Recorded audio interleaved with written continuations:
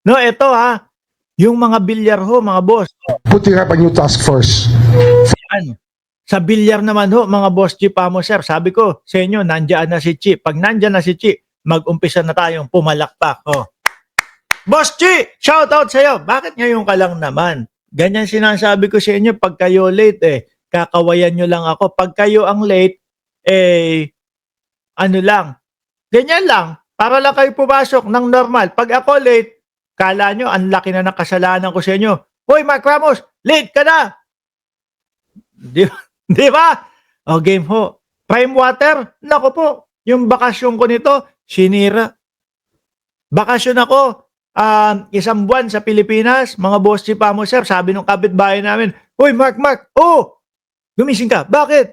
Mag-igib ka na ng tubig ninyo. Nako, lalo ngayon sa araw na ito, wala kayong magiging panghugas ng pinggan, wala kang panligo. Bakit? Nasa loob tayo ng subdivision ng Camellia. Kasi nga mawawala ng tubig mamaya. Diba? Kasi nga mawawala ng tubig? Anak ng tinapa, bumili tayo ng bahay tapos mawawala ng tubig mamaya. Inisip ko pa, baka dahil schedule lang na patayin yung tubig ngayon, tapos babalik ulit, may gagawin lang. Hindi, araw-araw yan. Grabe, araw-araw, bakasyon ko, kailangan gumising alas 4, alas 5 na madaling araw ho. Mga bossing, biruin nyo yon. Dahil doon sa prime water na yan. Ngayon, mga kababayan, eto,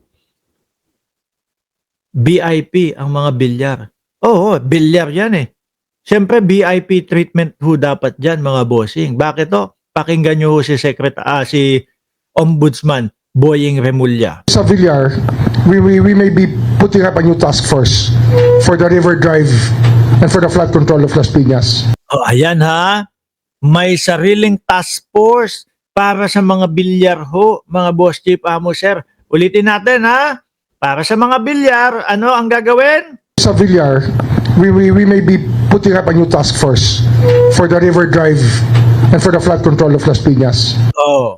Doon daw po sa mga flood control, doon sa Las Piñas, para lang po sa mga bilyar, may sariling task force na mag-iimbestiga sa kanila. Bacoor, Las Piñas area.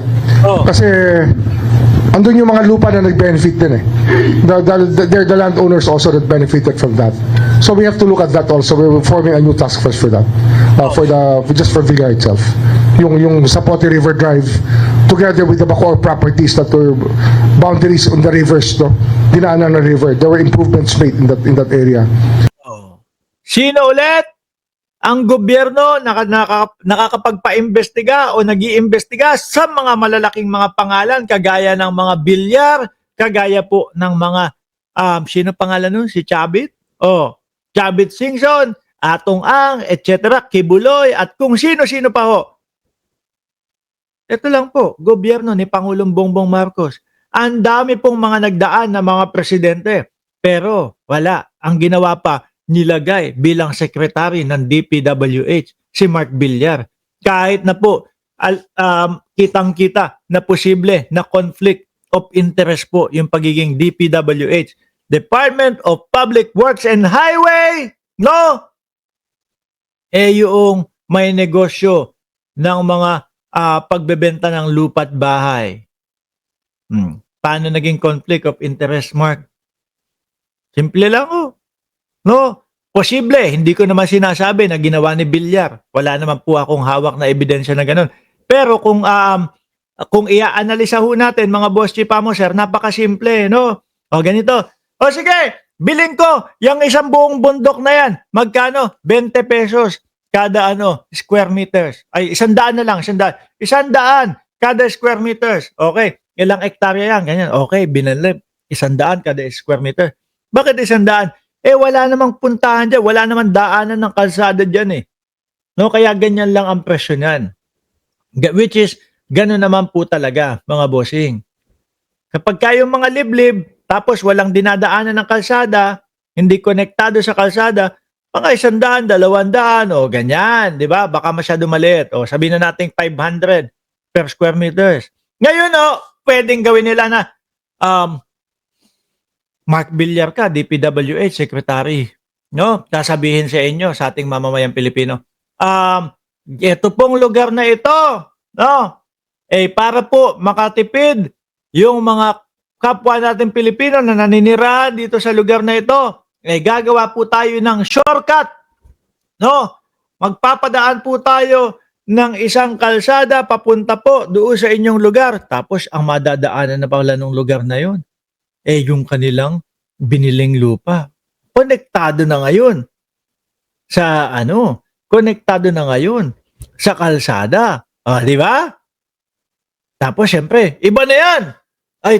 Ganyan naman mga kababayan Kapag kayong nadadaanan na po ng kalsada at kumonekta na po sa kalsada, unti-unti na pong tataas ang value niyan. No? Unti-unti na pong tataas. Ngayon, magkano lupa at bahay dito? No? 30,000 kada lupa at bahay. 30,000 kada square meters. 20,000, 50,000, 15,000. Ganyan na. Mahal na bigla. Di ba? That's one thing that has to be looked at. Ano yun pag tigaroon ka, pag dumaan ka ron, alam mo kanilang lupa yun. Nakita mo yung river wall. Tarong mo, sino ba gumastos? Gobyerno o sila? Baka gobyerno po. Ganun kasimple yun. It's as simple as that. So we will determine that later on. Sa costing ng project na nangyari doon. Sir, sundon na rin namin. Billiards naman po kasi the original subpoena of the House. Walang pinipili ang gobyernong ito. Lahat kasali. Pagka may nakita kami, pagka alam namin na ikaw ay damay, sorry, kasali ka. Di ba? Iimbestigahan ka. Kahit gaano pa kadami ang pera mo, sorry, may imbestigahan ka. Kahit ilan pa ang senador sa pamilya nyo dyan, sorry, iimbestigahan ka din. Di ba John J. Jason at Spanish Girl at Beer G. Badjola at Gerald Evans? Was intended for 4 firms. Pero as it turned out, wala doon yung firms na connected sa Villar. As it turned out, it's motion trade, not tayo. So, kamusta po yung investigation? Let's face it, there has been a lot of connivance. Congress, DPWH, even Congress, DPWH, the agencies that were supposed to monitor the fund movements. So definitely there was total connivance, and the fact is that congressmen and senators are told by DPWH kung saan distrito sila pwedeng magbaba with SOP. Ma'am Shoni, shout out po. Napakaliwanag nun. There are favorite district offices where they give very high SOPs, and maliwanag na yun sa findings ng ICI. So it's a matter of identifying people who were involved in the connivance that really brought this whole government machinery system total breakdown. The process to us, especially coming from DPWH, is already very clear. Without the role of DPWH officials, hindi mangyayari ito. Grabe, Kawawa. Biruin nyo po, ilang dekada na nangyayari yung mga ganito. Kaya po, napasabi si Ma'am Virgie Badjola, sana ma-extend si PBBM. Ako din nga No? Yan din ang panalangin ko. Sana ma-extend si Pangulong Bongbong Marcos. Pero po, ayon sa batas ng Pilipinas, mga boss, isang term lang ang presidente. Pero malay nyo, pag 2027 na, kalagitnaan ng 2027, tapos bago mag-2028, biglang sumigaw Pilipino. Isang term pa, PBBM. Kasi ganyan no? Kapag kayong palitan na ng presidente, iba na yung mamumuno, ang nangyayari, yung ibang mga proyekto na uudlot, hindi na tinatapos. No? Ayaw na namin yan. No, hindi namin yan itutuloy. Ganito, ganyan na. Wala, sayang. At sir, aabot yun hanggang sa mga sekretary. Umabot na nga lahat. Wherever it leads. Because it did not start the last 2 years. It started way back. It started in tiny bits in 2018. Started to grow. When they perfected the system, it started in tremendous leaps and bounds. Ano nga, yung sa Villar, we may be putting up a new task force for the river dry. Uy mo, no? Bilyar lang, sa bilyar lang, sariling task force ang bubuhay nila. At mga kababayan, no? 560 viewers, no? Itutuloy natin tong live na ito. Lipat agad tayo sa ano? Itutuloy natin ito, no? Live natin sa ano, mga boss chief sir. Dito, oh, sa Birahan PH. Lipat na po kayo agad doon kasi lilipat na po ako dyan. Mga boss chief sir, diyan natin ituloy. At madami pa tayong pag-uusapan, no? Siguro mga 1 oras pa tayo doon sa Birahan, okay? Ayan po, nandiyan sa taas ng link. Nakalink po dyan yung Birahan PH. Kaya kung hindi kayo nakasubscribe sa Birahan PH, isubscribe nyo na po, no? Mag-GGSMIL na ang subscriber niyan. At umpisahan agad natin yung Birahan dun sa Birahan PH. Okay? Lipat na! Oh, paalam.